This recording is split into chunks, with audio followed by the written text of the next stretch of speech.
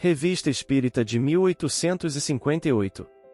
Setembro, item 3. Um aviso de além-túmulo.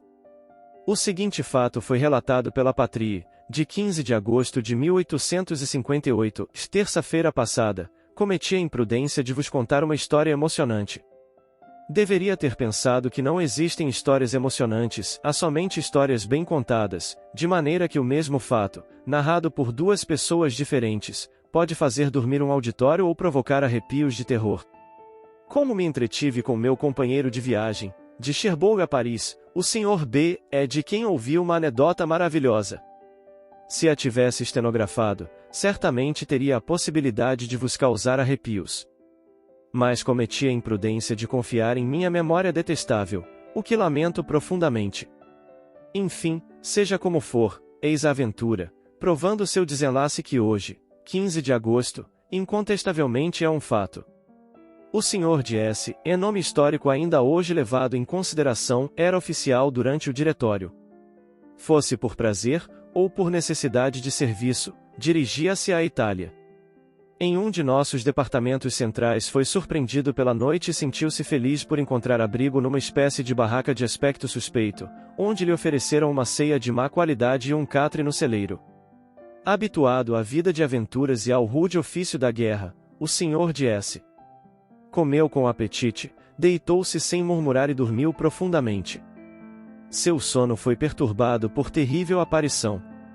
Viu um espectro levantar-se na sombra, marchar pesadamente em direção ao seu grabato e deter-se à altura da cabeceira.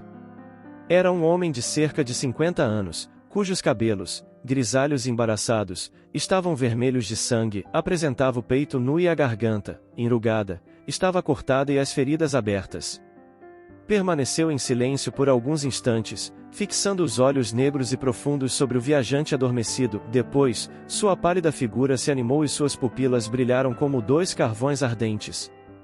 Parecendo esforçar-se com muita dificuldade, e com uma voz surda e estremecida pronunciou estas estranhas palavras: Conheço-te, és soldado como eu e, também como eu, homem de coração, incapaz de faltar com a palavra. Venho pedir-te um serviço, que outros já me prometeram mas não cumpriram. Estou morto há 3 semanas, o dono desta casa, auxiliado pela mulher, surpreendeu-me durante o sono e cortou-me a garganta.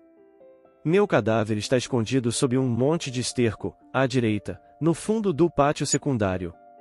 Vai, amanhã, procurar a autoridade do lugar, trazendo contigo 2 gendarmes e fazendo com que eu seja enterrado. O dono da casa e sua mulher se trairão e tu os entregarás à justiça. Adeus, conto com tua piedade, não esqueças a rogativa de um antigo companheiro de armas. Despertando, o Sr. de S. recordou-se do sonho. Apoiou a cabeça no cotovelo e pôs-se a meditar, sua emoção era viva, dissipando-se diante das primeiras claridades do dia. Como Athalie, disse, um sonho. Deverei me inquietar com um sonho? Ignorando o que se passava em seu coração, e escutando apenas a voz da razão, afivelou a mala e continuou a viagem. No final do dia, chegando à sua nova etapa, parou para passar a noite num albergue. Mal, porém, havia fechado os olhos, o espectro apareceu-lhe uma segunda vez, triste e quase ameaçador. Surpreendo-me e me aflijo, disse o fantasma, de ver um homem como tu perjurar e faltar a seu dever. Esperava mais de tua lealdade. Meu corpo está sem sepultura, vivem em paz meus assassinos. Amigo, minha vingança encontra-se em tuas mãos, em nome da honra eu te intimo a que voltes atrás. O Sr. de S. passou o resto da noite em grande agitação, rompido o dia, envergonhou-se de seu pavor e continuou a viagem. Ao cair da tarde, 3ª parada e 3ª aparição. Desta vez, o fantasma estava mais lívido e mais terrível, um sorriso amargo percorria seus brancos lábios. Falou com voz rude: creio que te julguei mal, teu coração, como o dos outros, parece insensível às súplicas dos infortunados. Venho invocar o teu auxílio pela última vez e fazer um apelo à tua generosidade. Retorna X e vinga-me, ou sê para sempre maldito. Dessa vez o Sr. de S. decidiu retomar o caminho de volta até o albergue suspeito, onde havia passado a primeira de suas lúgubres noites. Dirigiu-se à residência do magistrado e pediu 2 gendarmes. À sua e à vista dos 2 policiais, os assassinos empalideceram e confessaram o crime, como se força superior lhes houvesse arrancado essa confissão fatal. O processo foi instruído rapidamente, tendo eles sido condenados à morte. Quanto ao pobre oficial, cujo cadáver foi encontrado sob um monte de esterco, à direita, no fundo do pátio secundário, foi sepultado em terra santa e os sacerdotes oraram pelo repouso de sua alma. Havendo cumprido sua missão, o senhor de S. apressou-se em deixar a região e correu para os Alpes, sem olhar para trás. A primeira vez que repousou numa cama, o fantasma ergueu-se novamente ante seus olhos, não mais o fazendo com ferocidade e irritação, porém mais suave e benevolentemente, dizendo-lhe: obrigado, obrigado, irmão. Quero agradecer o serviço que prestaste, e mostrar-me-ei a ti uma vez ainda, uma só, e 2 horas antes da tua morte virei avisar-te. Adeus. O senhor de S. tinha, então, cerca de 30 anos, durante igual período nenhuma visão veio perturbar a quietude de sua vida. Mas no dia 14 de agosto de 182, véspera da festa de Napoleão, o senhor de S., que permanecia fiel ao partido bonapartista, tinha reunido num grande jantar uma vintena de antigos soldados do Império. A festa fora muito alegre e o anfitrião, embora velho, estava bem conservado e com boa saúde. Encontravam-se no salão e tomavam café. O senhor de S.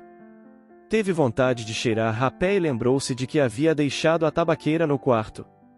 Como tinha por hábito servir-se ele mesmo, deixou seus convivas por alguns instantes e subiu ao primeiro andar da casa, onde ficava o quarto.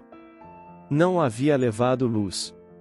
Quando penetrou no longo corredor que dava acesso ao quarto, deteve-se subitamente e se viu forçado a apoiar-se na parede, e diante dele, na extremidade da galeria, deparou-se com o fantasma do homem assassinado que, não pronunciando qualquer palavra, nem fazendo gesto algum, desapareceu logo depois. Era o aviso prometido. Por ter bom ânimo, após um instante de desfalecimento o senhor de S. recobrou a coragem e o sangue frio, marchou para o quarto, apanhou a tabaqueira e desceu para o salão. Ao penetrar ali, não deixava transparecer qualquer sinal de emoção, misturando-se à conversação durante 1 hora e revelando todo o seu espírito e a mesma jovialidade habitual. À meia-noite os convidados se retiraram. Sentou-se, então, passando 3/4 de hora em recolhimento, depois, havendo posto ordem em seus negócios, embora não sentisse nenhum mal-estar, ganhou seu quarto de dormir.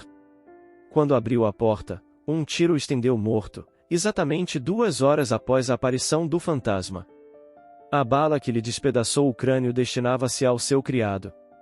Henri de Aldiger, fazendo questão de cumprir a promessa que havia feito ao jornal, de narrar alguma coisa que emocionasse os leitores, teria o autor deste artigo aurido a história em sua fecunda imaginação, ou seria ela verdadeira? É o que não poderíamos garantir.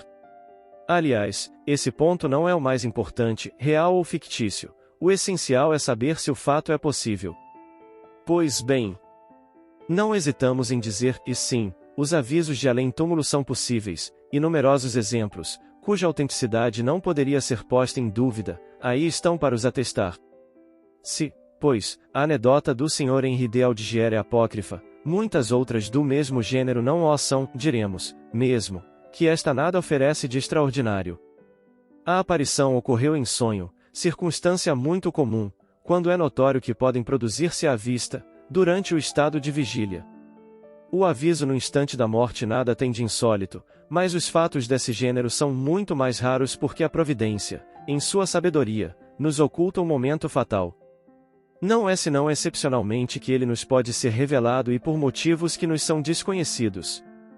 Eis um outro exemplo mais recente, menos dramático, é verdade, mas cuja exatidão podemos garantir. O Sr. Vatler, negociante e presidente do Tribunal de Comércio de Boulogne, faleceu no dia 12 de julho passado, nas seguintes circunstâncias, e sua esposa, que havia perdido há 12 anos, e cuja morte lhe causava constantes pesares, apareceu-lhe durante 2 noites consecutivas nos primeiros dias de junho, dizendo-lhe: Deus apiedou-se de nossos sofrimentos e deseja que em breve estejamos reunidos. Acrescentou, ainda, que o 12 de julho seguinte era o dia marcado para essa reunião e que, em consequência, devia preparar-se para ela. Realmente, desde esse momento operou-se nele uma mudança notável, e definhava-se dia a dia, logo tomando o leito e, sem qualquer esforço e sem sofrimento algum, no dia marcado exalou o derradeiro suspiro, nos braços de seus amigos.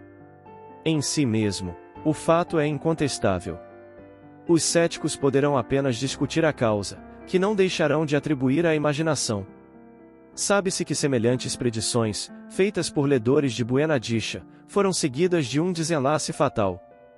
Nesses casos, concebe-se que a imaginação, superexcitada pela ideia, possa fazer com que os órgãos experimentem uma alteração radical, e por mais de uma vez o medo de morrer provocou a morte. Aqui, entretanto, as circunstâncias não são as mesmas.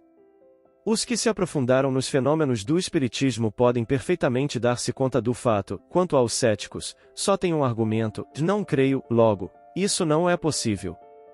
Interrogados a respeito, os espíritos responderam que Deus escolheu esse homem, que era de todos conhecido, a fim de que o acontecimento se espalhasse e provocasse reflexão. Os incrédulos incessantemente pedem provas, Deus lhes oferece a cada momento, através dos fenômenos que surgem por toda parte, a eles, porém, aplicam-se estas palavras: têm olhos, mas não veem, têm ouvidos, mas não escutam,